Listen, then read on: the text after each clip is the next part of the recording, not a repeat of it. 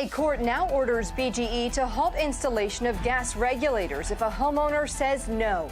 Why the judge made the decision and what happens next. Then look at this. Canadian wildfires sending hazy conditions south once again.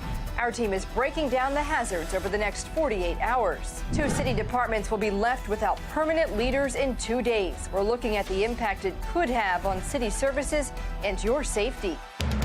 Live from WBFF in Baltimore, this is Fox 45 News at 4.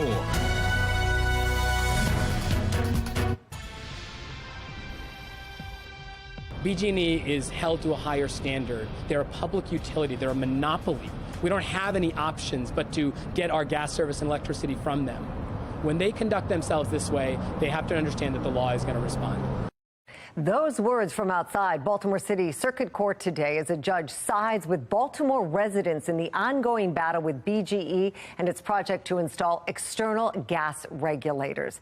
Good afternoon, everybody. Thanks for joining us. I'm Mary Bubala. And I'm Maxine Stryker in for Kai. In court today, a judge also ordering the utility to immediately turn back on gas services for residents who have refused to comply. Fox 45's Amy Simpson was at that emergency hearing today. She joins us live with some new details on everything that happened today. Amy?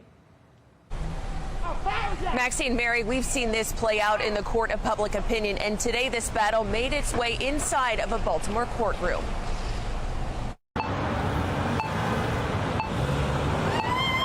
A win today for Baltimore residents. A judge granting a temporary restraining order in a class action lawsuit against BGE's project to install external gas regulators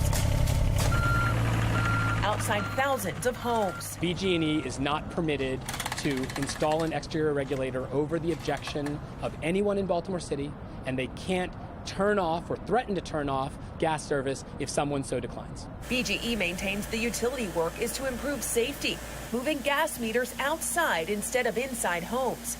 Also meant to speed up gas delivery across Baltimore. This is the justice we were seeking. But residents started pushing back. Their attorney today arguing this is about profits, not safety, alleging BGE has been coercing residents to agree to the construction, not knowing their rights. This is the kind of bully that we're dealing with. Homeowners and residents gathered grassroots style in recent months. Nobody here wanted to learn as much as we've learned about external and internal installations, believe me. But it started small groups scattered across the city that came together. These women, referring to themselves as the Fed Hill 3, spent the night in central booking after intentionally blocking utility crews last week. It all played out on live TV as the 3 were arrested and loaded into the back of a police van. We're ecstatic. Yeah, I think this is the justice we were seeking on Thursday. Fight for the rights of all of Baltimore's citizens so that a predatory company does not roll over the rights of the people. You shouldn't have to go to jail to fight for justice. This is the way it's supposed to have been done, in a courtroom, in a court of law, with arguments on both sides. The judge today deciding Baltimore residents provided proof of irreparable harm due to gas service shutoffs for some in Federal Hill and citing the historic neighborhoods impacted by the construction. Irreparable harm, not just from losing their precious foundations and facades to a drill, but also losing their gas service, so they can't cook or clean or take a shower. That is what BG&E was threatening them with. BGE's attorneys did not address cameras outside of the courthouse. Today, the company instead writing, this important work has been reviewed and approved by the Maryland Public Service Commission, was granted a permit by Baltimore City, and is in accordance with applicable laws, regulations, and BGE standards. BGE continues to believe that this work is in the best interest of our customers and community safety. BGE, however, will comply with the court's decision. As for what's next, the legal fight may only be beginning. We won the battle, but the war is still to be fought. And this temporary restraining order now lasts for 10 days. Today, the judge told BGE that its argument these external regulators are safer needs to be proven in an evidentiary hearing. And the next court date for this issue now scheduled for July 10th. And Amy, are we hearing anything from the Maryland Public Service Commission, which regulates BGE, about all of this? Pedestrians, bus is attorney. Yes, Mary. So the PSC, the Public Service Commission, did release a statement after this temporary restraining order this afternoon, saying this restraining order does not constitute a citywide halt to BGE's outdoor gas regulator installation program. However, while the temporary restraining order is in place, BGE may not relocate or install gas regulators outdoors at single-family dwellings without the customer's consent. Where gas service has been terminated based on a dispute with BGE over the relocation of gas regulators outdoors for single-family homes, the company is required to immediately restore service. We're live downtown in Baltimore tonight. Amy Simpson, Fox 45 News. Amy, thank you. Stay with Fox 45 News for continuing coverage. We've been following the developments live with you all week. You can always get the latest on air and online at foxbaltimore.com. The firefighter who died in the line of duty yesterday in St. Mary's County has been identified. He is Bryce Trosbach. He was battling a fire at a two-story home yesterday morning when the building collapsed. He was pulled from the rubble but didn't make it. Our cameras were at the medical examiner's office here in Baltimore today as this procession for Trosbach took place. Another firefighter was injured in that same collapse. He is expected to recover. The man shot yesterday in Essex has died. Baltimore County Police revealing his identity as 26-year-old Adrian Hutton. He was found shot just before noon on South Maryland Avenue. Police have not released word of a suspect. And breaking news now from overnight. Two people shot in Baltimore. One of them killed. A 27-year-old was shot in southeast Baltimore. He is listed under critical condition. Less than 3 hours later, a 21-year-old man was shot and killed in northeast Baltimore. The city has now passed 300 non-fatal shootings this year. 133 people have been killed in Baltimore. Both shootings and non-fatal shootings are behind this point last year. And there continues to be a shakeup in city leadership. Commissioner Harrison is already out. The leader of Monzi, Shante Jackson, is stepping down Friday. And the director of DPW is also stepping down on Friday. Fox 45 News has learned who will lead Monzi after Shante Jackson steps down. As Jeff Abel reports, she's not a stranger to City Hall. The agency that coordinates the city's holistic approach to crime fighting is losing its leader, who was at City Hall earlier this month touting the agency's progress. Not prior to 2015 have we seen numbers track this well. But when Shante Jackson steps down the end of this week, Stephanie Mavronis, the chief of staff, will be stepping up. The city has named Mavronis the interim director of the mayor's Office of Neighborhood Safety and Engagement. We're actively reviewing those grants. Mavronis is no stranger to City Hall. She worked on the mayor's campaign and was later appointed to the mayor's communications staff. For the past year, she's been the second in command at Monzi, an agency whose progress has been difficult to gauge.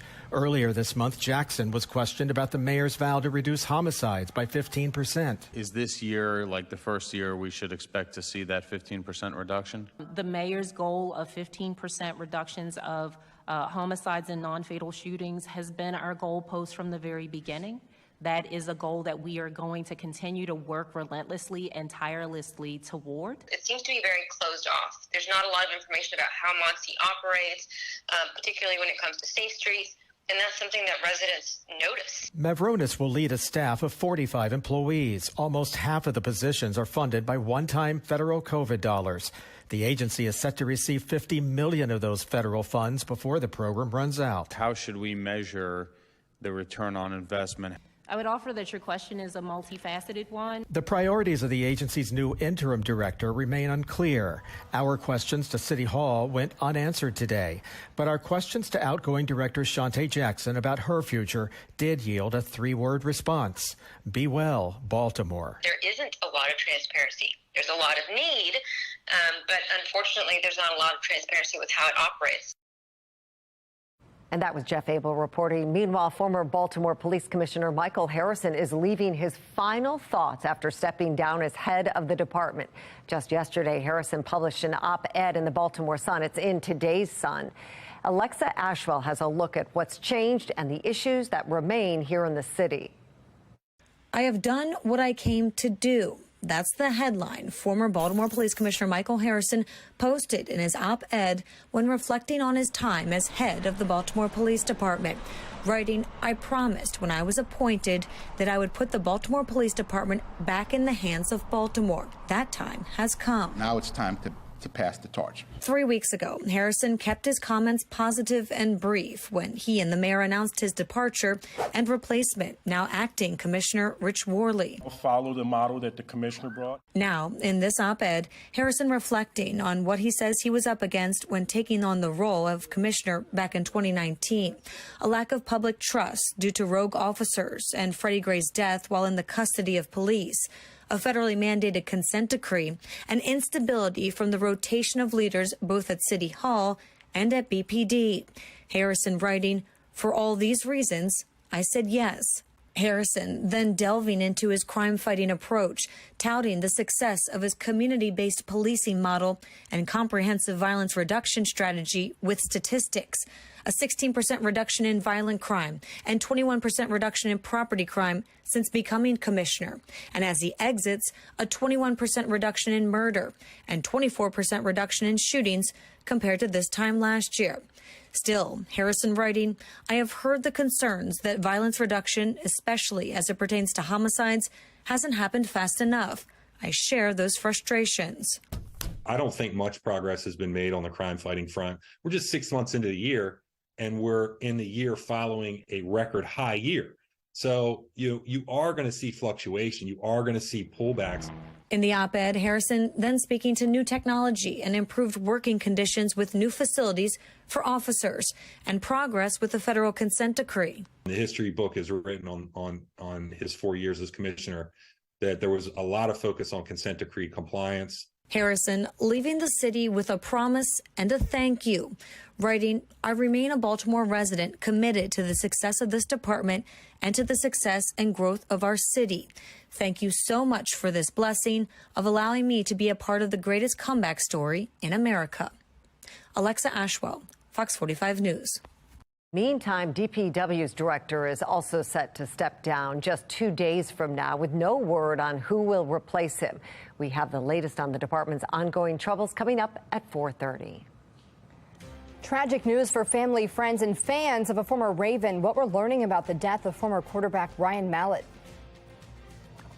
5 years after the Capital Gazette tragedy, how those it impacted are remembering the lives lost and what they're calling for tonight. Plus, we're getting a first look at what's left from the Titan submersible tragedy. And although we've got a code orange air quality alert in effect for today, it looks like air quality could worsen for tomorrow. I'm going to let you know how bad it's going to get in my Weather Authority forecast.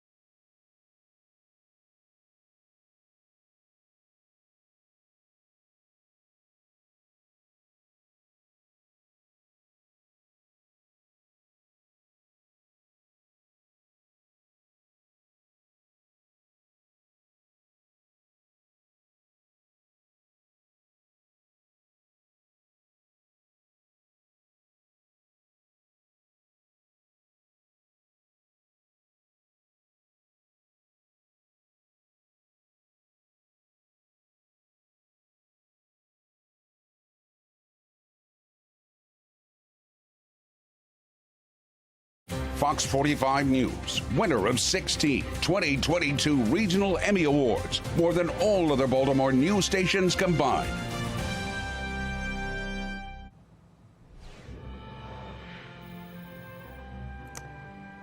Today marks 5 years since the Capitol Gazette shooting in Annapolis. The governor, Anne Arundel County leaders, and members of the community came together for a wreath-laying ceremony.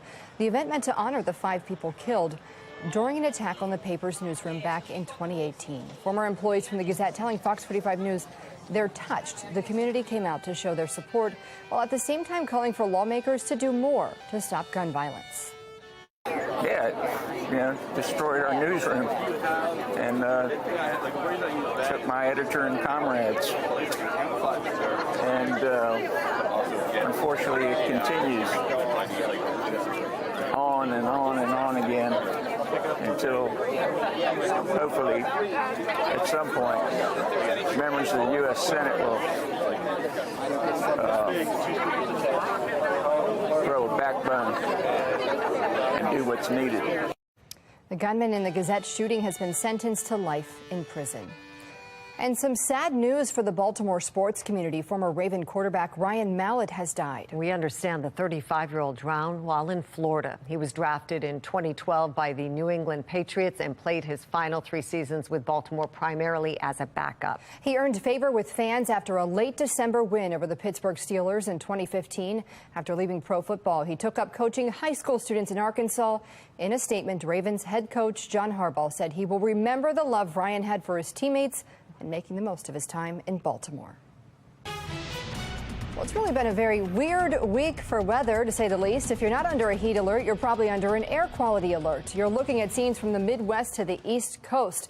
Air quality alerts are active once again as smoke from Canadian wildfires, they continue to move around. Our region also seeing hazy skies. On the right side of your screen is a live look over Towson. On the left, a time lapse from our tower cam.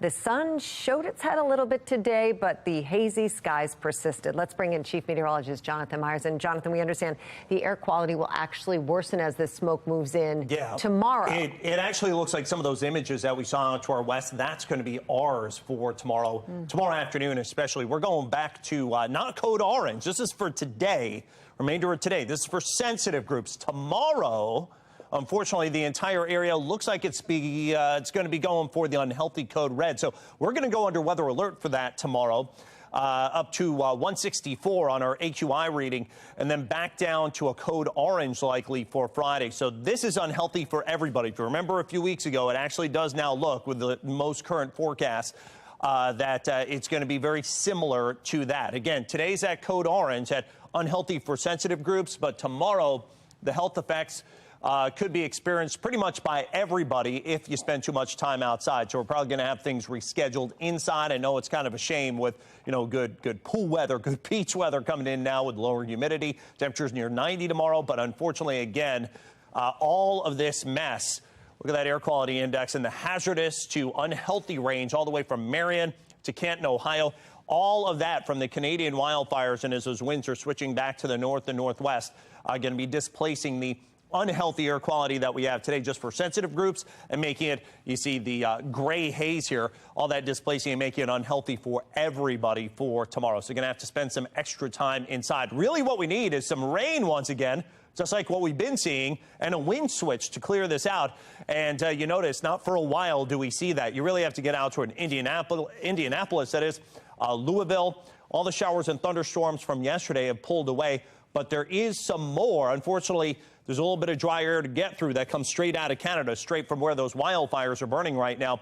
That's going to be for today and for tomorrow. And that's why we have all the haze on the Mile 1 Towson cam right now. Winds out of the, there it is, west-northwest at 14 miles an hour. Drier, feels a lot better, but unfortunately, too, it does come with that poor air quality condition. So future scan as we head through the overnight hours. Again, the clouds and some of the haze into the evening. Not in the really anything in the way of any rain to clear things out.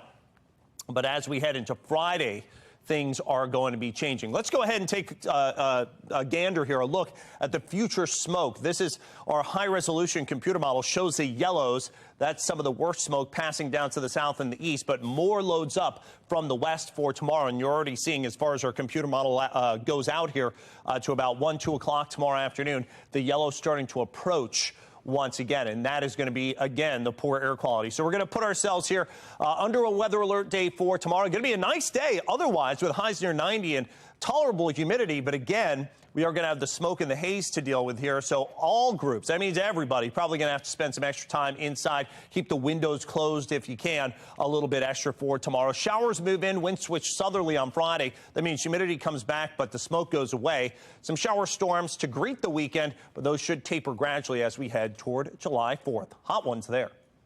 And thank you. We'll take a look at Delta plane lands safely without its front landing gear. This was at Charlotte Douglas International Airport in North Carolina. The flight was from Atlanta. There were 96 passengers on board along with the flight crew. No injuries reported.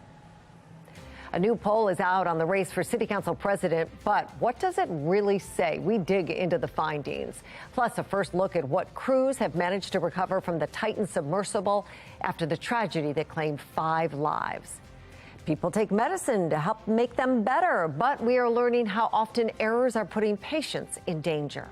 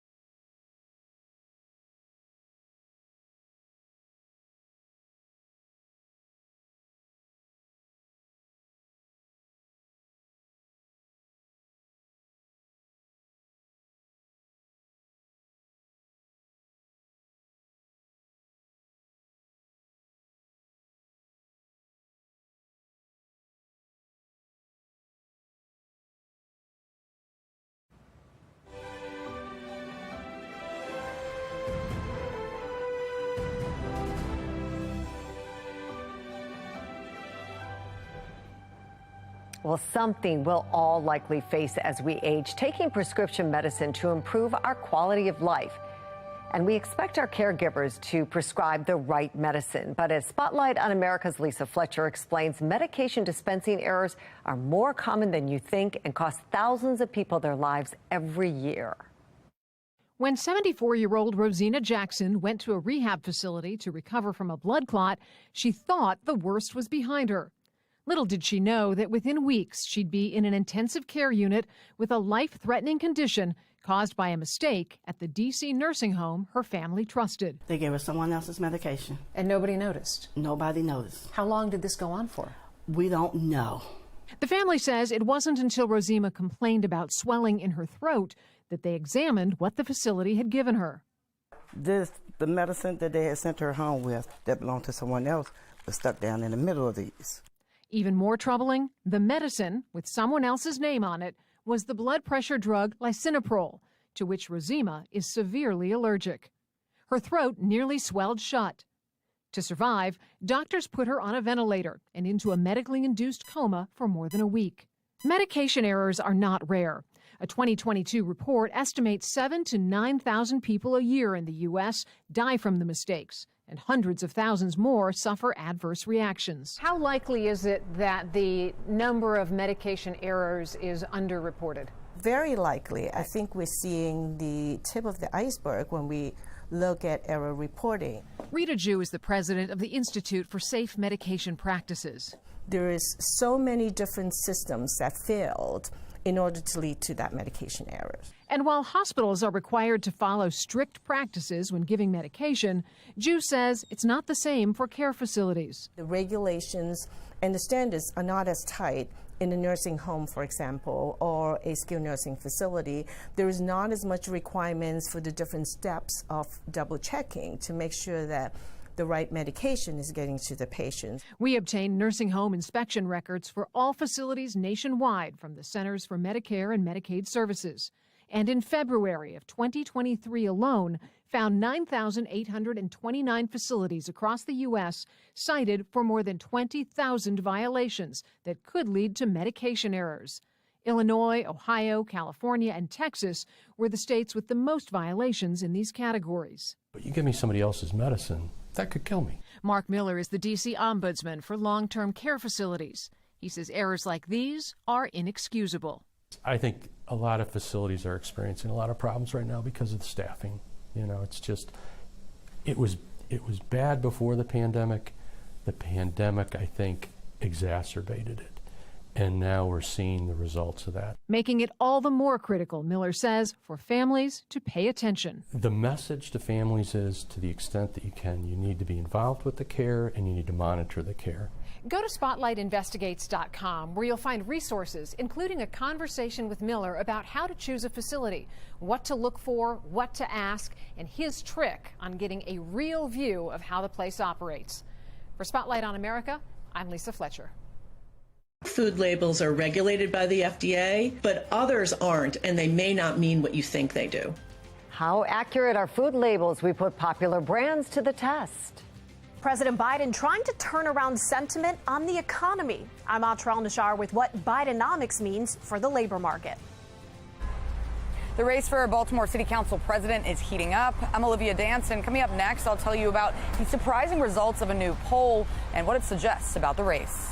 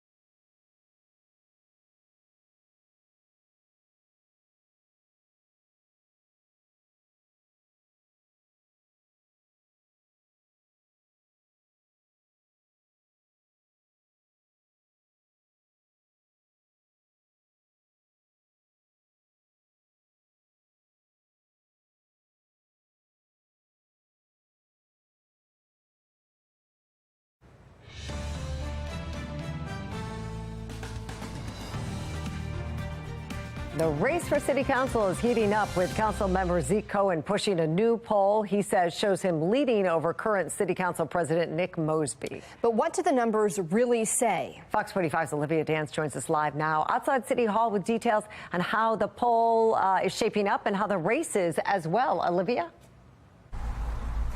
Yeah, Mary, that's right. The poll does show that Zeke Cohen is in the lead, but a political analyst I spoke to says what sticks out the most is that there is a very high percentage of undecided voters. My concern when I looked at the poll was there were too many people that said don't know. And if you don't know about an opinion related to Zeke Cohen and Nick Mosby, either you're a little bit ignorant or you're afraid to give an answer to this question. Political analyst John Dede says what stands out the most is that 36% of voters in the poll are undecided. He says it's likely because people are either scared to say who they support or they don't know enough about the race yet. Regardless, he says it shows the race could still go either way.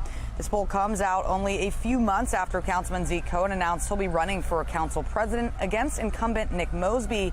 Cohen is pushing the poll on social media, which shows he's 16 points ahead in the race, but the poll was paid for by his campaign team. Dede says promoting the poll is a smart move. So when you put this poll out just before the end of the second quarter to kind of gin people up and say, you know, it's a good poll, but there's all these undecideds. And, you know, if you want to send me a little bit of money to help get our message through, you know, that's a common tactic, and it's a brilliant tactic to do that. Now, of course, you can see more of the poll results on our website at foxbaltimore.com. I also reached out to both the candidates to ask about the poll. Mosby didn't get back to me, but Cohen did send a statement that reads in part, quote, even with these strong early poll numbers, we'll campaign like we are 20 points back and fight to earn every vote, end quote. And the primary election for council president will be held next spring. For now, reporting live in Baltimore, I'm Olivia Dance, Fox 45 News. Olivia, thank you. Well, in Washington, House Speaker Kevin McCarthy had a mixed response when asked about former President Trump's bid to reclaim the White House. During an interview with CNBC, McCarthy said he believes Trump can beat President Biden in 2024, but McCarthy said he was not certain whether Trump is the strongest candidate for Republicans. Do you think he could win an election? Could he win an election? Can he win that election? Yeah, he can. You think he can? The question is he the strongest to win the election? I don't know that answer. Two House Republicans reacting to the comments. Well, I think he is the strongest candidate right now to win, and I'll tell you why. He has run 3 times for president. The other candidates have not run yet for president. I've been in those situations. You're thinking about something else, and you're asked a totally different question, and so. I still think Kevin McCarthy is firmly in the Trump camp. So far, McCarthy has declined, though, to endorse a candidate in the 2024 election. Man, that's all I want to know. At what point are you going to stop harassing me? I'm not harassing you. Of course you are. I would appreciate that, sir. You're the deputy state superintendent. I'm simply asking you about how taxpayer dollars are being spent. Project Baltimore presses officials to oversee how billions of your tax dollars are spent to educate nearly 1 million Maryland public school students. Tonight on Fox 45 News at 10, why a presentation on data suppression techniques is raising even more questions. The clock is ticking right now for the city to name a new director for DPW. Current Director Jason Mitchell is stepping down at the end of the week, and as Rebecca Pryor reports, concerns about the troubled agency could grow even bigger without a permanent leader. When you turn on your faucets, you expect clean water. And when you take out the trash, you expect it to be picked up. But in Baltimore City, that's not always the case.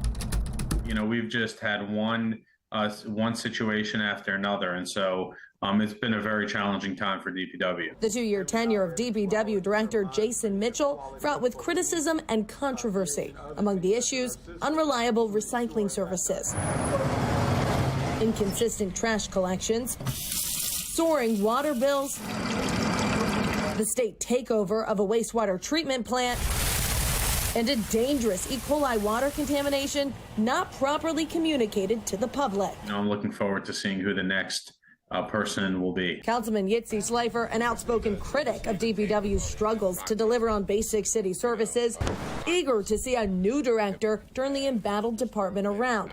But so far, since Mitchell's resignation announcement back in January, I got some serious health issues with someone in my family, and I need to attend to them. Followed by leaked audio recordings of Mitchell voicing frustrations behind closed doors. This city, not you, began to compromise who I was as a man and as a professional. I don't feel oppressed any longer. I don't feel enslaved. The city has yet to announce a replacement, despite Mitchell's last day now just days away. And so this is an agency that really affects the most basic quality of life functions in our city. It's really inexcusable that they don't have someone lined up to take over starting July 1st. Taxpayer advocate David Williams pointing to DPW's more than $600 million budget and the director's $245,000 salary, questioning how will a lack of leadership impact not only your city services, but your hard-earned tax dollars as well. This could potentially lead to the waste of millions of dollars in the city if there's not someone at the top of this agency making sure that the money is spent wisely. Now it's crunch time for the city, and they may have to pay the next person a lot of money to come in and take over this agency. As Rebecca Pryor reporting, Mitchell has blamed staffing shortages for some of the trouble plaguing DPW. In budget hearings last month, he asked for a $35 million increase in the department's funding. The extra money would boost salaries for at least 50 employees, a move Mitchell said is necessary to keep his employees in the city. But some city council members pushed back. We have 2,800 positions. We have 58 positions that are paid $100K or more.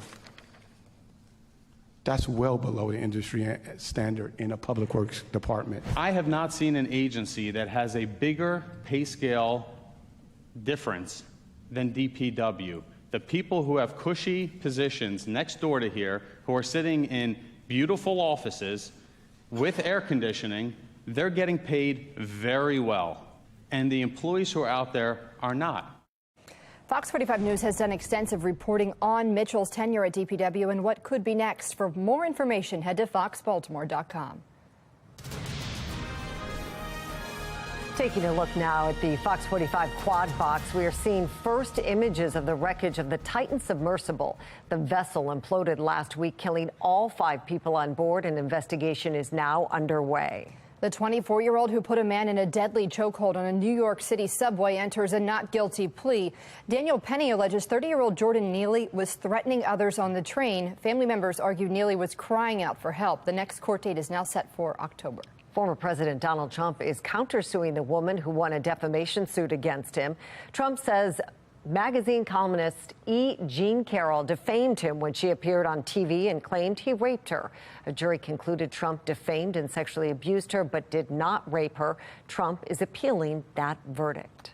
And Simone Biles will return to gymnastics this August. She is on the entry list for the U.S. Classic. The 26-year-old pulled out of the Tokyo Olympics after struggling with mental blocks. President Biden delivering a speech in Chicago today on what he's calling Bidenomics. It points to the strong labor market as the foundation of his economic progress. But critics say his claims about job creation are exaggerated. National correspondent Audra El-Nashar reports on what the numbers actually say. For President Biden, 13 million is a magic number. We've created 13.4 million new jobs. More jobs in 2 years than any president has ever made in 4. Looking at raw numbers, this is true, but the majority of those were recovered from job cuts during the pandemic. What hasn't fully recovered is the overall labor force participation rate driven by people over 55. We still have a very high, elevated job openings number. I think a lot of that is because that one population that probably would have been filling those jobs for a couple more years went ahead and retired and didn't seem to re-engage after that. There are currently 2 million more people with jobs than there were in February 2020, according to an analysis of Labor Department data by the Center on Budget and Policy Priorities. Though pandemic job recovery played out much faster than the Congressional Budget Office predicted, Republicans argue the president shouldn't get credit for it. Instead, they say workers and businesses are worse off than they were before Biden took office. He's made inflation up by all of his new regulations. He's made it more competitive, less competitive for us. And point to how Americans feel. An AP NORC poll out Wednesday shows just 34% of adults approve of the president's handling of the economy. In the eyes of members of the Federal Reserve, whose top priority is fighting inflation, the labor market is almost too strong. Jobs are being created, there's strong wage gains, and that's driving spending, driving real incomes and driving spending, which is driving more demand and continuing to drive labor markets. As inflation comes down, the unemployment rate is expected to go up. Right now, it's 3.7%. The Fed projects it'll be somewhere around 4.4% in 2024, which would still be historically low. But some are doubtful it'll even rise by that much because companies are still struggling to find workers and may be reluctant to lay them off. In Washington, I'm Atrell Nashar. Baltimore County has rolled out a free summer food program. Who can take advantage? And we check out a new exhibition down at Port Discovery, how children and adults alike can bring their imaginations to life. And some haze moving across our skies this afternoon from the Canadian wildfires with reduced air quality, and it gets worse tomorrow. Let you know where we have a code red air quality alert already in place in my Weather Authority forecast.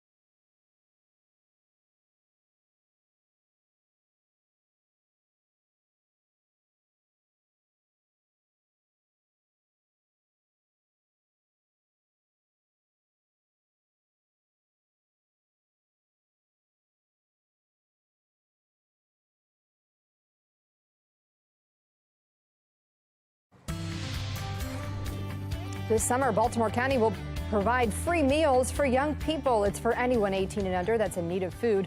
A former Ravens player and Super Bowl champion joined County Executive Johnny Olszewski and people fighting hunger to talk about the program and the need it'll satisfy.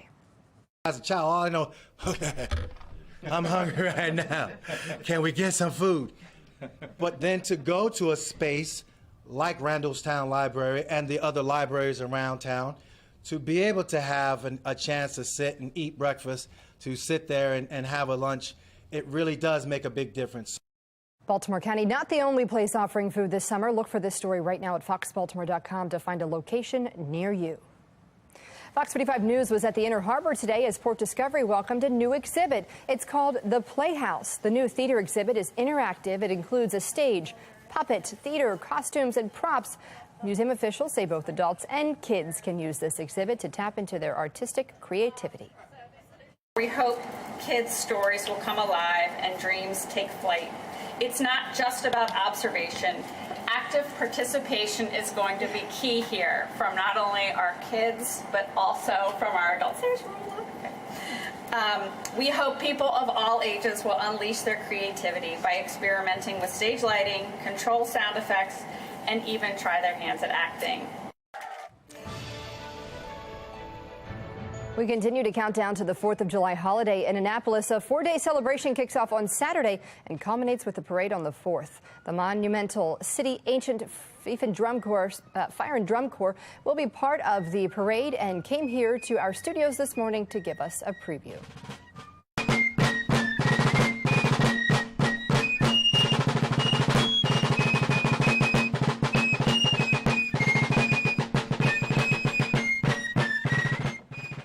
Well, you can see and hear more from the group during the 4th of July parade in Annapolis. It kicks off at 6:30 and will end with fireworks. Head to foxbaltimore.com for more on the lineup. Chief Meteorologist Jonathan Myers is tracking the roller coaster weather ahead of the holiday. And I know everybody's hoping for a nice night for some fireworks. Yeah, and thankfully, what you see here beside me, all this haze and smoke should be dissipating by then. But it's going to take a wind change to the south. That's going to bring in lots of heat and humidity, though, as we head toward then as well. So get ready. It's going to be hot and humid July 4th. That's how it looks now with lesser rain chance.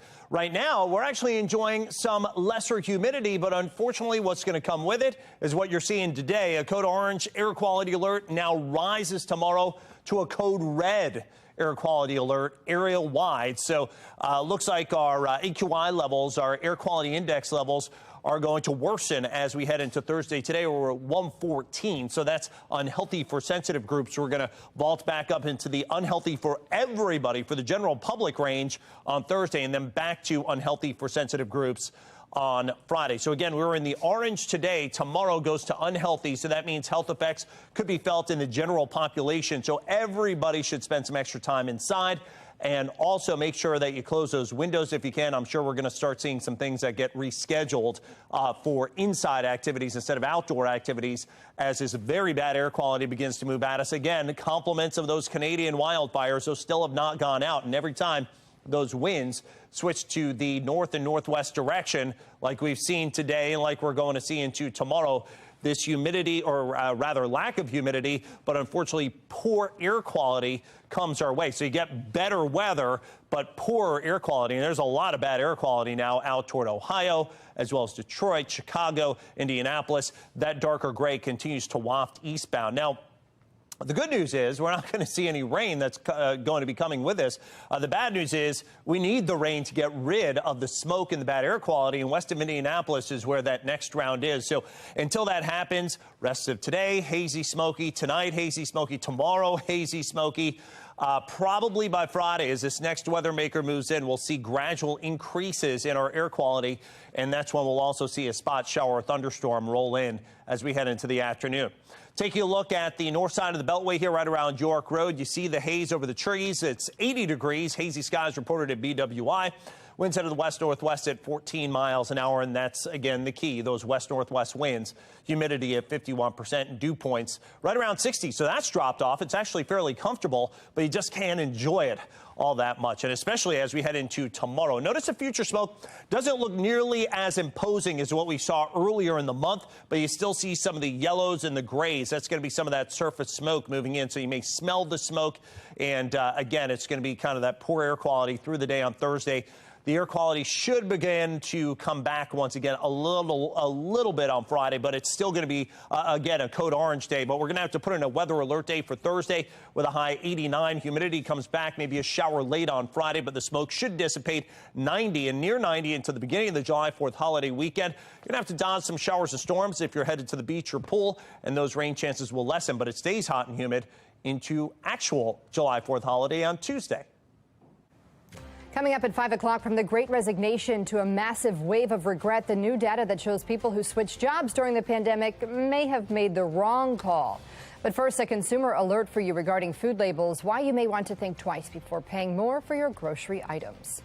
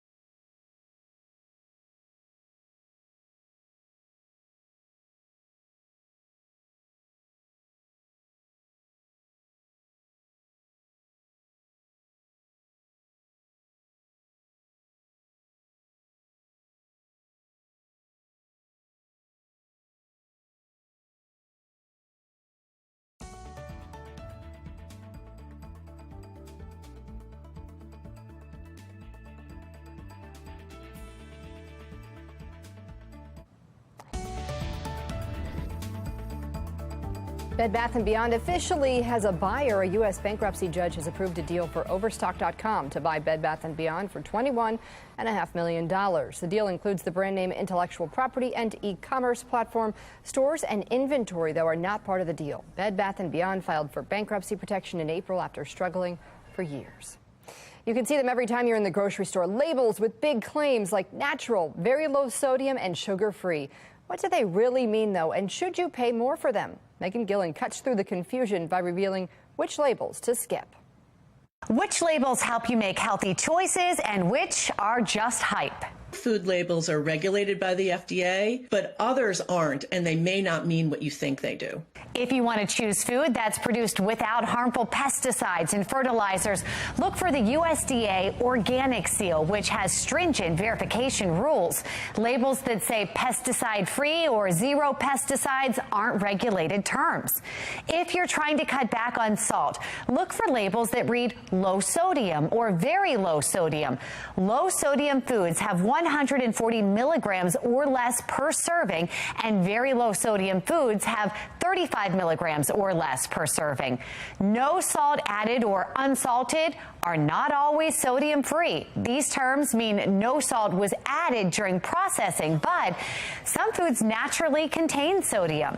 Now to tame a sweet tooth. You'll want to look for no added sugars or sugar-free. No added sugars means just that. For foods like tomato sauce and ketchup, look for no added sugars on labels, not sugar-free, because tomatoes naturally contain sugar. It's added sugars that you need to be mindful of. Lightly sweetened, lightly sweet, a tad sweet, and similar terms are not regulated. Now to the bread aisle. Count on these labels: 100% whole grain and 100% whole wheat.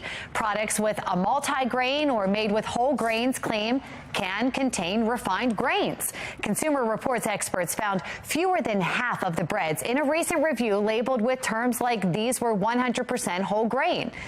Excellent source of or high in fiber guarantees that you'll get at least 20% of the 28-gram daily value or 5.5 grams per serving. Still not sure about the item you want to buy? Just flip it over. The ingredients list and nutrition facts panel are better sources of nutritional information than front of package claim. Reduced sugar is also regulated by the FDA, and it means that the food has at least 25% less sugar than a comparable product. Whether that's a good thing depends on the starting amount. I'm Megan Gillen, Fox 45 News. All right, well, taking a look ahead, if you're planning a trip to the beach this weekend and trying to escape some of the heat, it looks like it will be a little bit cooler there than around here. Friday, for getting there, mostly sunny skies, 77. That's a good-looking day. Saturday, Sunday, humidity comes back with a vengeance. Some afternoon scattered storms, not a rain out, but highs up near 80 degrees. Water temperature at 70. And by the way, it looks like Monday is kind of the same as Saturday and Sunday. Tuesday could be close to 80 with no rain for July 4th. That would be some good news. But around here, smoke is going to be the big concern and poor air quality. I'm going to let you know how long that's going to last. Coming up next hour. Coming up on Fox 45 News at 5, a restraining order against BGE, the latest on the class action lawsuit over gas regulators. And Baltimore's former police chief saying he did what he came here to do, taking a closer look at Michael Harrison's op-ed reflecting on his time with BPD.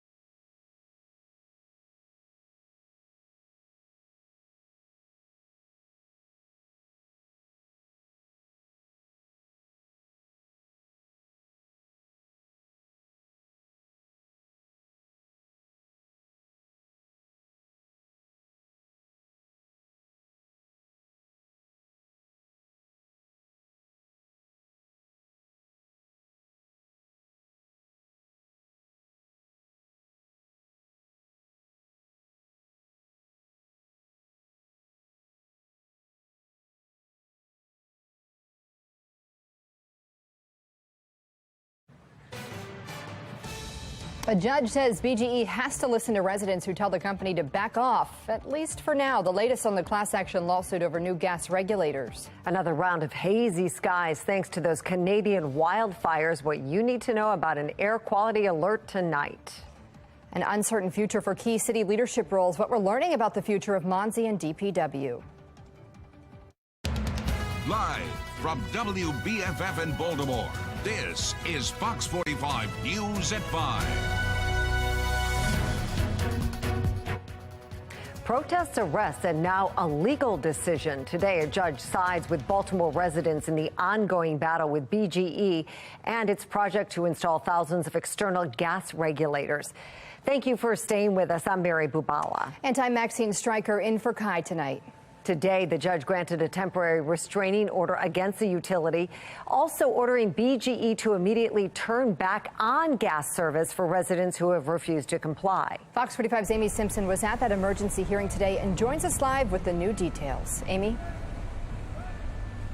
Maxine, Mary, we've seen this all play out in the court of public opinion over the last few weeks, and today that battle made its way inside of a courtroom here in Baltimore City. Now, lawyers for BGE did argue that it's making these utility upgrades citywide to improve safety, moving those gas meters outside of homes instead of inside homes, also saying this work will speed up gas delivery across the city.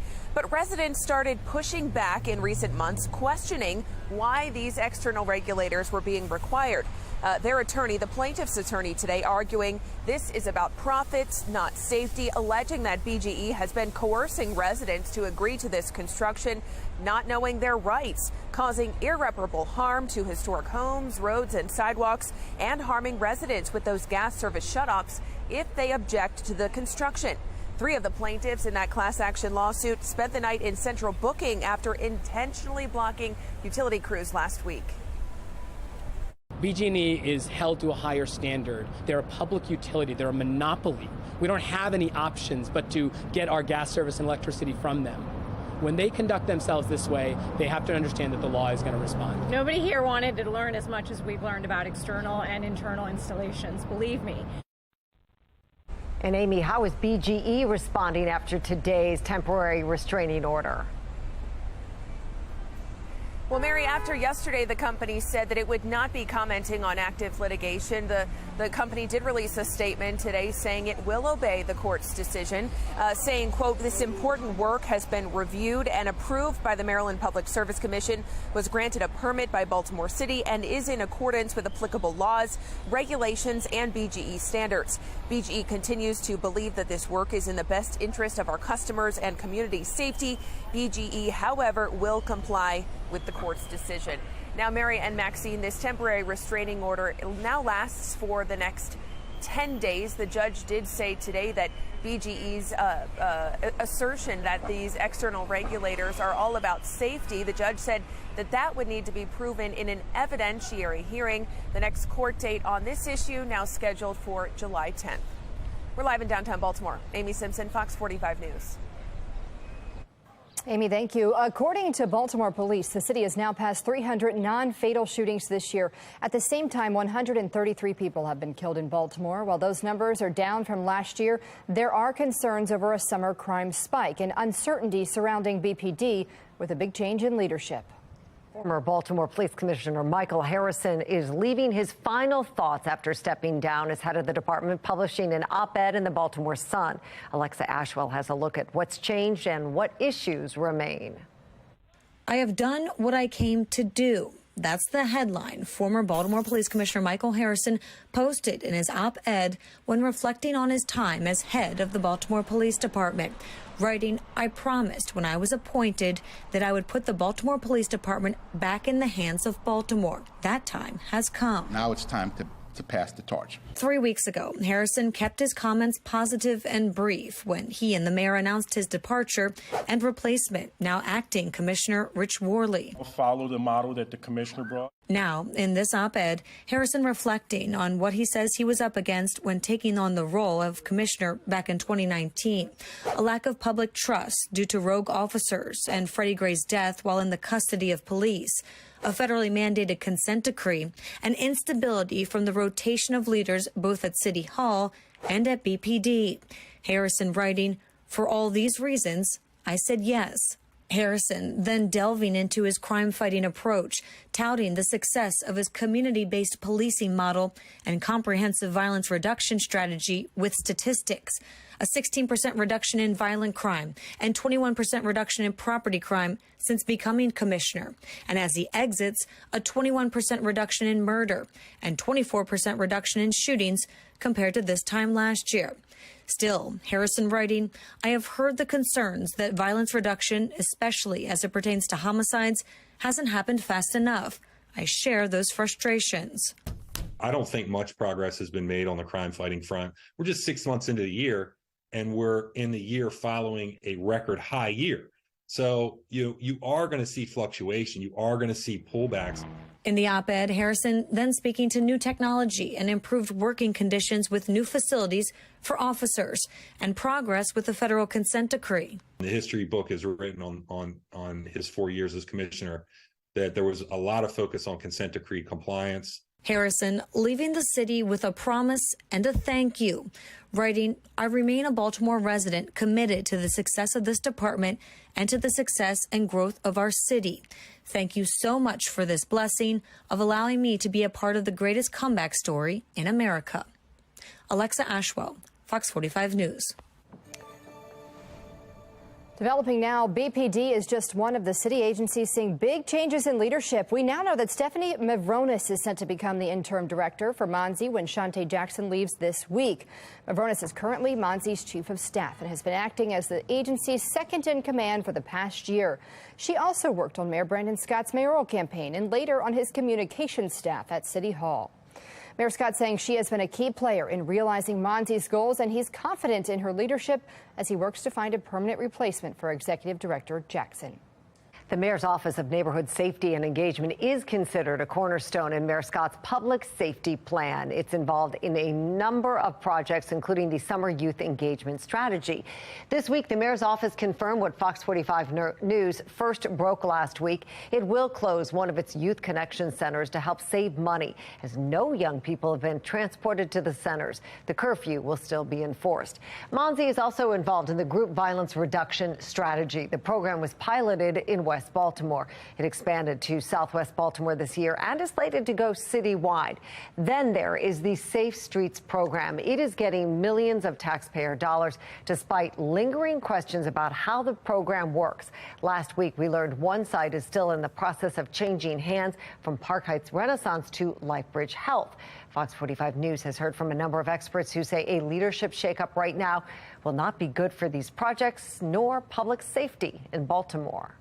You cannot have the confidence that the community needs in the type of programs that he wants to do when he's got these, everyone at the top, all of his leadership, from his communications director to the Monzi director to everybody, playing musical chairs and leaving at a time that's so critical. It's very difficult to sustain any program, any strategic plan, because there's a consistently revolving door of leadership across all agencies.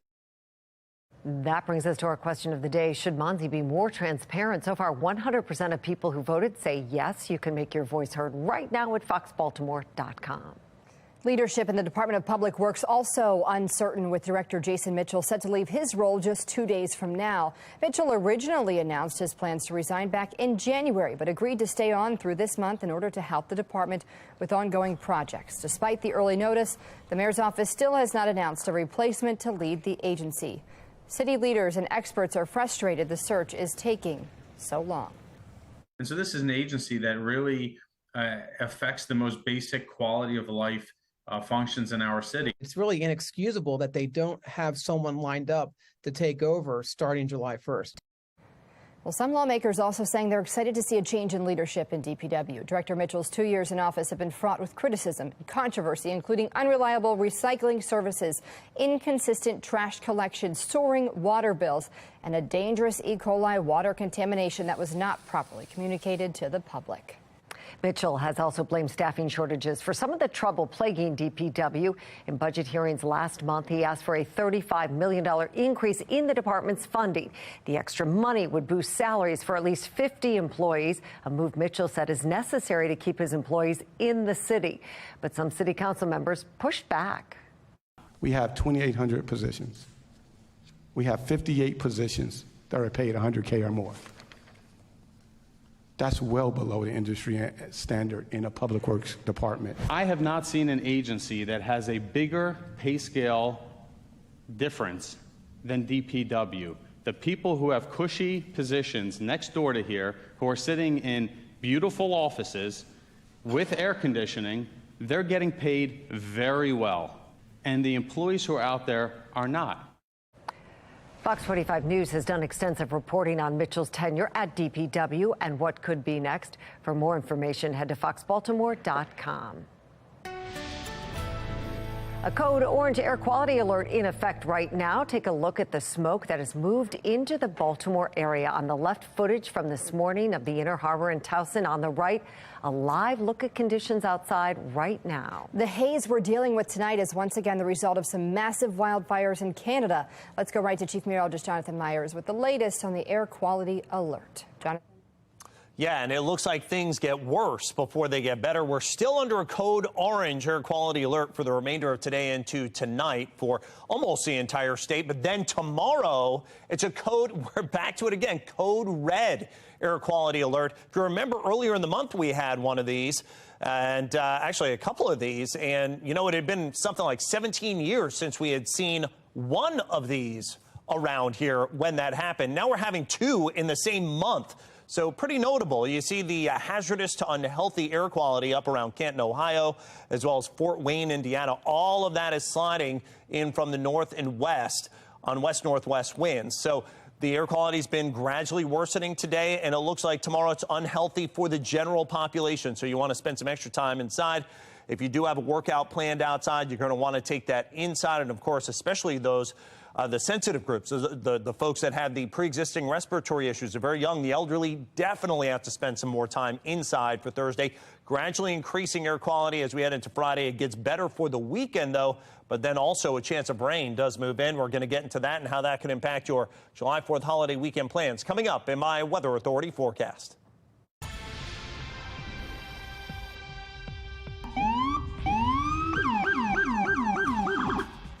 A procession for a fallen firefighter began at the medical examiner's office here in Baltimore today. Bryce Trosbach was responding to a fire in St. Mary's County when the home he was in collapsed, trapping him. His fellow firefighters were able to pull him from the rubble, but he would die from his injuries at the hospital. Another firefighter was injured in the same collapse, but he is expected to recover.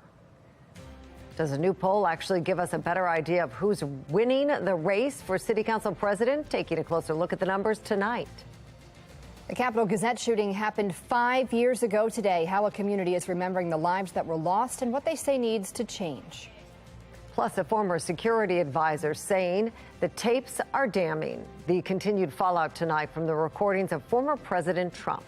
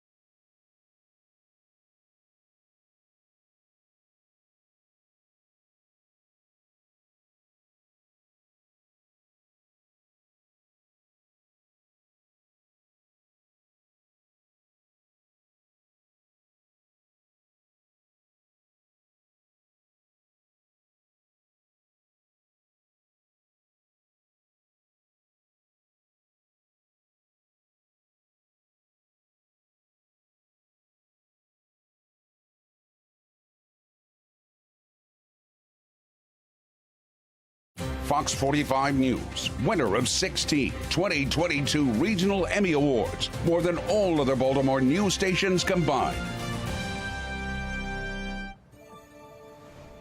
Developing tonight, Donald Trump's former national security advisor says newly released audio recordings of the former president are a bombshell in the classified documents case against him. And the fact that he really out of his own mouth admitted both to having a classified document, to saying he could have declassified it but did not before he left the White House, and that he still had it. My first thought was, imagine a jury hearing that. Trump says he's not guilty of the federal charges. He is also accusing the DOJ and FBI of leaking the 2021 recording where he seemingly admits to mishandling classified documents. And in the wake of those recordings, Speaker of the House Kevin McCarthy says he's not sure Trump is the GOP's best chance to win back the White House in 2024. Do you think he could win an election? Could he win an election? Can he win that election? Yeah, he can. You think he can? The question is he the strongest to win the election? I don't know that answer. McCarthy also appeared on Breitbart News Tuesday and seemed to walk back his comments by saying Trump is stronger today than he was in 2016. Canadian wildfires are breaking records and damaging much of the world's air quality. A report out this week from an environmental watchdog group says the wildfires have led to the highest emissions on record for the country. Canada is fighting more than 480 active wildfires, with at least 257 fires described as out of control. Take a look at this, a time lapse of the Inner Harbor today showing that smoke rolling into Baltimore. You can see the skies getting hazier throughout the day. The question now, could we see it clear up anytime soon? Chief Meteorologist Jonathan Myers is here now with the very latest for us. I mean, we just got through the rain. And now this. It seems like this is what we deal with. It's rain to smoke to rain to smoke. And looks like now we're in the smoke part of the cycle, and then there will be rain once again that will help clear it out. So let's go ahead and take a look. We do have, again, you know, I was just hearkening back to this, you know, before we saw this smoke move in early June, it had been about 17 years since we had seen anything like this with code red air quality alerts. Now we're talking about this twice in 1 month, in the month of June. So for tomorrow, it's a code red air quality alert. Once again, I'm sorry to have to be saying this once again, but it looks like, yes, nice weather is going to be staying with us, but you're not going to be able to enjoy it. You're going to want to spend extra time inside, because not only is this unhealthy for sensitive groups, those that have pre-existing respiratory issues, they're very young, the elderly, but in fact, for tomorrow, it's unhealthy for everybody, unhealthy for the general public. We had a code orange day today, but for tomorrow, again, we're going to sync to a code red day around here. I think we'll go back to code orange once again as we get into Friday. Things will clear out for the weekend, but we got to get through this. From Chicago to Indianapolis to Detroit, that's that wildfire smoke that's bleeding south on those winds out of the west and northwest. And yeah, it's providing for some really nice weather, clearing all the rain out, all the thunderstorms, severe weather gone. But we got to wait till this rain that's around Peoria and Springfield, Illinois gets here, and that's going to be a couple of days to really start clearing this out once again, and winds will start switching southerly, and that will take care of the smoke issue. Until then, though, fair weather high pressure is keeping this smoke in, and it will be increasing the particulate matter, and then also, in consequence, the ozone at the lower levels of the atmosphere where we're breathing. So that's going to be late tonight and tomorrow, probably the peak of this. Then things will start gradually getting better as this next weather maker begins to move at us. Right now on the Mile 1000 cam, clouds, haze, 81 degrees with filtered sun, we'll say. Winds out of the west at 9. Dew points, humidity nice and low, so that feels good. But again, kind of hard to enjoy it when you have that tinge of smoke in the air. Now, the future smoke overnight tonight into early tomorrow morning. Our high-resolution computer models are saying, again, into tomorrow morning, there's that yellow threatening and some of this kind of gray splotchiness. That's some of that smoke that's going to be in the atmosphere. It especially collects overnight and then begins to dissipate a little bit during the afternoon. And then we could see it move back in again for tomorrow night into early Friday before those showers take care of things, I think, Friday afternoon. But again, tomorrow is going to be the worst of it. So we're going going to call it a weather alert day for that very poor air quality. High 89, 90 degrees with showers, maybe a thunderstorm late on Friday. It's only about a 30% chance, but most importantly, wind switch southerly, which does bring humidity back, but also helps to get rid of some of the smoke. The humidity does stay Saturday, Sunday. Could see a shower storm later in the day, both of those days, but we could have some dry time as well. It's going to be hot and humid, though, and then lessening rain chances as we head toward fireworks on July 4th. Jonathan, thank you. One message to a national audience, another message to Marylanders. A Baltimore community leader voicing concern on the governor's approach to addressing violent crime. The IRS whistleblower, upset with how the Justice Department handled Hunter Biden's case, speaks for the first time. Hear what he has to say coming up.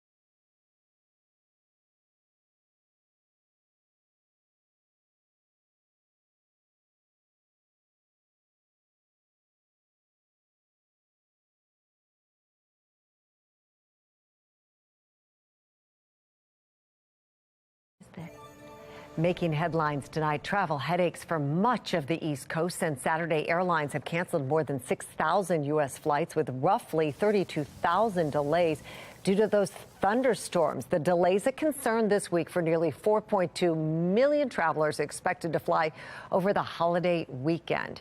Meanwhile, around 874,000 Marylanders are expected to hit the road for the 4th of July holiday.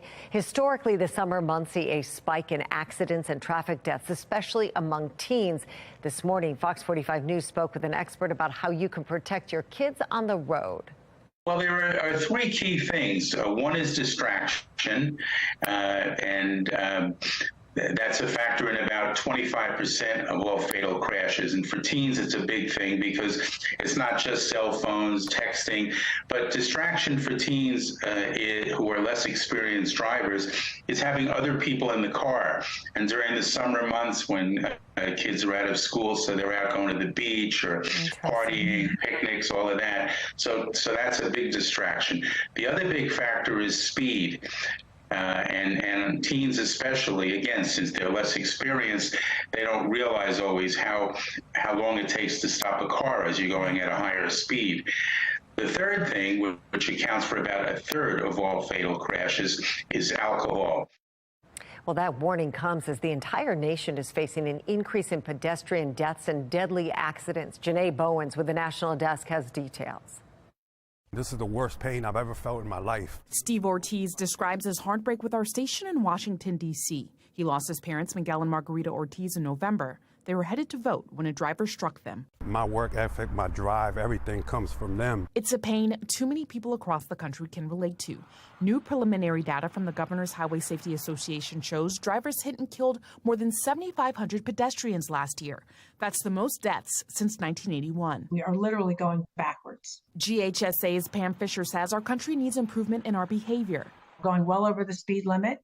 And that's not just on highways, but on oftentimes local community streets. They're impaired. They're also distracted. It's also our infrastructure. We have a lot of places where people are forced to walk on the roadway, oftentimes in high speeds of traffic.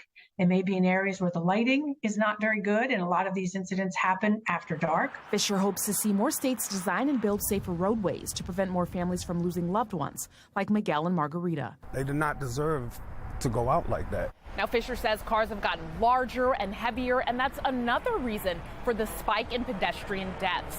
Now, the Biden administration is proposing automatic emergency braking requirements for all new vehicles in an effort to reduce deadly crashes. In Washington, I'm Janae Bowens.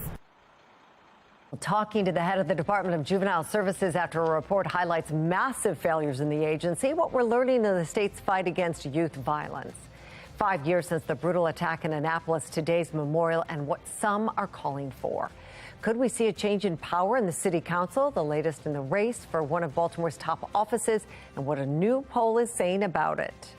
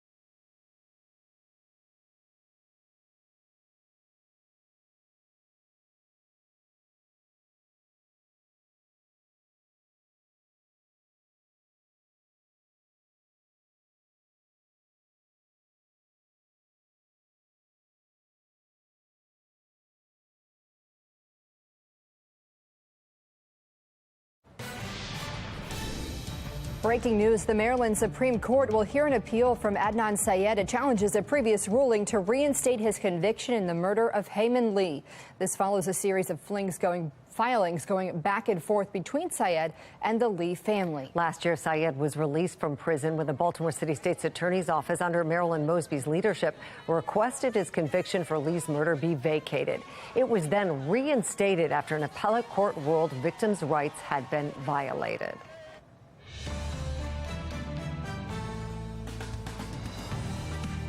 Election season is creeping closer with critical positions up for grabs at City Hall. And this week, the race for City Council President is ramping up. Tonight, City Council member Zeke Cohen is pushing a new poll he says shows him leading over current Council President Nick Mosby. But what do the numbers truly reveal? Olivia Dance joins us outside City Hall with some analysis. The poll does show Zeke Cohen in the lead, but a political analyst I spoke to says what sticks out the most is that there's a very high percentage of undecided voters. The race for Baltimore City Council president is heating up. Tonight, I am proud to announce my candidacy to be the next Baltimore City Council president. It's only been a few months since Councilman Zeke Cohen announced he will be running for council president against incumbent Nick Mosby. And now Cohen is pushing a new poll on social media showing he is 16 points ahead in the race. The good news for Zeke Cohen, because it shows he definitely has a strong lead, strong base in the community among a variety of different groups. He's also raised about $500,000. Cohen isn't advertising that his campaign paid for the poll, which was conducted by Global Strategy Group. So when you put this poll out just before the end of the second quarter, to kind of gin people up and say, you know, it's a good poll, but there's all these undecideds, and, you know, if you want to send me a little bit of money to help get our message through, you know, that's a common tactic, and it's a brilliant tactic to do that. Political analyst John Deedy says releasing the poll is a smart political move, especially since it shows Cohen in the lead. But what he says stands out most is that 36% of the voters are undecided. My concern when I looked at the poll was there were too many people that said don't know. And if you don't know about an opinion related to Zeke Cohen and Nick Mosby, either you're a little bit ignorant or you're afraid to give an answer to this question. He says it's likely because people are either scared to say who they support or they don't know enough about the race yet. But with that many voters still undecided, one thing's for sure. This race could go either way. Deedy says that Mosby's most recent campaign finance report from January shows over $14,500 in his campaign account.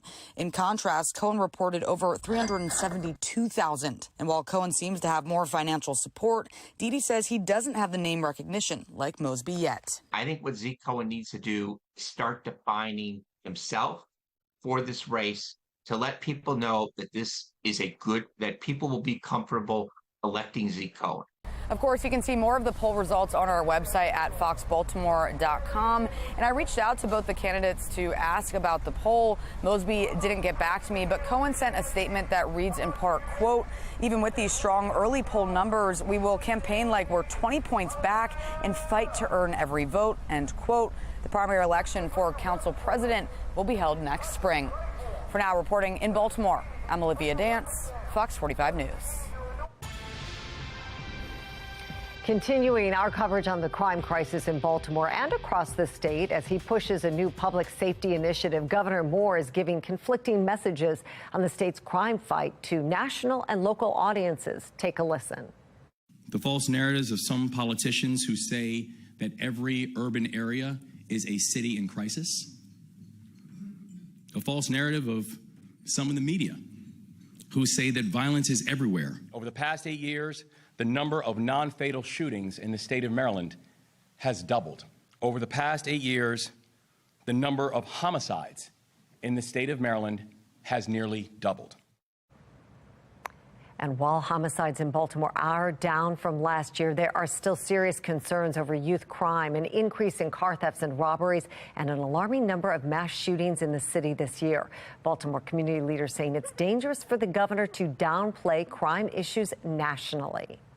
When he gets to the National Press Club, I read his statement. Number one, he's saying crime is a myth. Crime is a product of network messaging. He's saying, we have the solution. Didn't he say that? We are the example. Didn't he say that? I got his statement. Yeah. He said, we are the model. Pastor Smith went on to say he believes the governor's national messaging is an effort to lay the groundwork to run for a higher office in the future.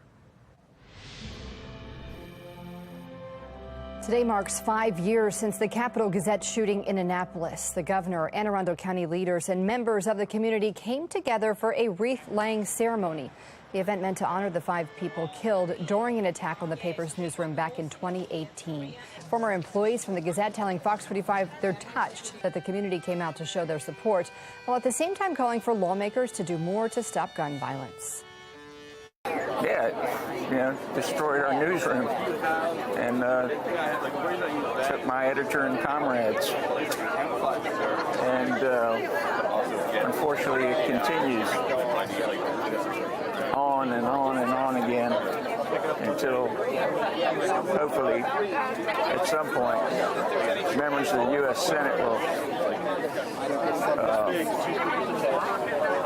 grow a backbone and do what's needed.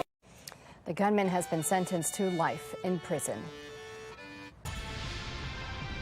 Well, earlier this year, a scathing report highlighted a series of issues within the Maryland Department of Juvenile Services. An AG review of the department finding unsanitary living conditions for kids, persistent boredom of children in the state's care, and staffing levels that aren't safe. Well, tonight we are getting a closer look at a DJS facility and hearing from someone in their care. Brad Bell from our Sinclair sister station in D.C. toured one alongside with DJS head Vincent Schiraldi. Brad, what did you see? Yeah, so look, our focus was not on the conditions, as you just mentioned, but we've really been digging into this issue of juvenile crime, particularly repeat offenders. There's been a lot of finger pointing, a lot of police and elected officials calling for accountability. So yes, we came here to the place where young people are supposed to be held accountable and talked to the man whose job it is to rehabilitate them. We come to the Cheltenham Youth Detention Facility seeking answers about spiking juvenile crime. During a field day competition between kids detained here versus other facilities, we meet an 18-year-old from Prince George's County. We can't reveal his identity, but he's been here since last October, and he is a repeat offender. We ask why kids do serious crime.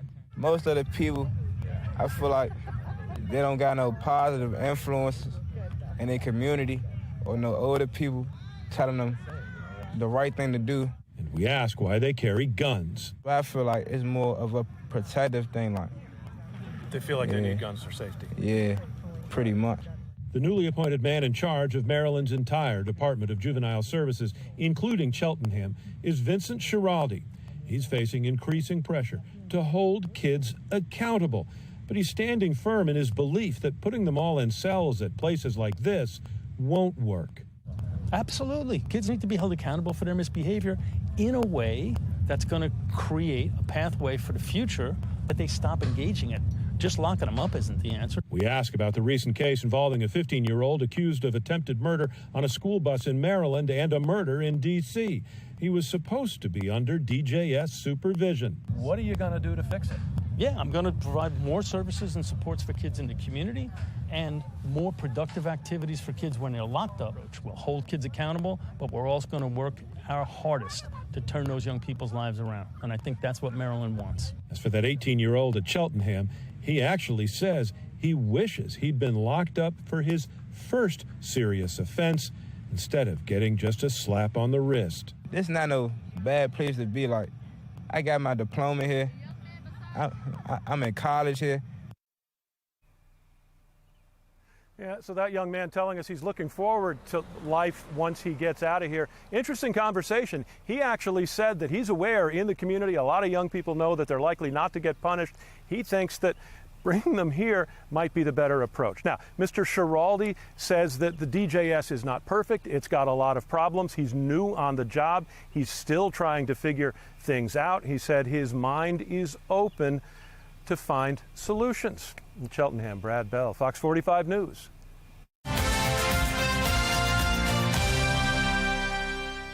Man, that's all I want to know. What point are you going to stop harassing me? I'm not harassing you. Of course you are. I would appreciate that, sir. You're the deputy state superintendent. I'm simply asking you about how taxpayer dollars are being spent. Project Baltimore presses officials who oversee how billions of your tax dollars are spent to educate nearly 1 million Maryland public school students. Tonight at 10, why a presentation on data suppression techniques is raising even more questions. An IRS whistleblower who came forward with concerns about how the Justice Department handled Hunter Biden's case is breaking his silence. National correspondent Kayla Gaskins has more from Washington. There were IRS agent Gary Shapley standing firm in his stance the president's son got special treatment during the federal investigation into his tax and gun crimes. Shapley speaking first exclusively to CBS News. If this was any other person, they likely would have already served their sentence. Defending concerns he shared with Congress, including allegations the Justice Department roadblocked parts of their investigation. There were certain investigative steps that we weren't allowed to take that could have led us to President Biden. And you wanted to take them? We needed to take them. In a WhatsApp message from 2017, Hunter Biden making demands from a Chinese associate, mentioning multiple times his dad was there next to him. This associate, Henry Zhao, is a member of the Chinese Communist Party, according to reporting by the New York Post. Reporters continuing to pressure the president on his involvement. Were you sitting there? Were you involved? No, I wasn't, and I don't know. Were you? No. The House Oversight Committee releasing another one of Hunter Biden's WhatsApp exchanges from 2017. This one demanding $5 million a year from an official at a CCP-linked Chinese energy company. The first son writing, "The Bidens are the best I know at doing exactly what the chairman wants from this partnership." The committee identifying the chairman as a Chinese billionaire whose stated goal is expanding China's reach and influence around the world. Republicans pointing to the IRS whistleblower as further proof the DOJ protects the Bidens. This is public corruption. The District of Delaware still declining to comment. The Justice Department referring us to Merrick Garland's press conference last Friday. We make our cases based on the facts and the law. Garland will appear before the House September 20th. He'll likely face tough questions from Republicans threatening impeachment. In Washington, I'm Kayla Gaskins. A harsh reminder that fireworks can put your life in danger. The latest on an explosion in Montgomery County ahead of the 4th of July. The Great Resignation turning into the Great Regret. I'm Angela Brown in Washington, D.C., what job switchers are now saying about quitting the old job and finding a shiny new one. And a very hazy Tidings Memorial Bridge right now fed on through our weather system. You can see here the haze and the cars moving by, and it's only going to get worse before it gets better. I'm going to let you know when we have a code red air quality alert in effect coming up in my Weather Authority forecast.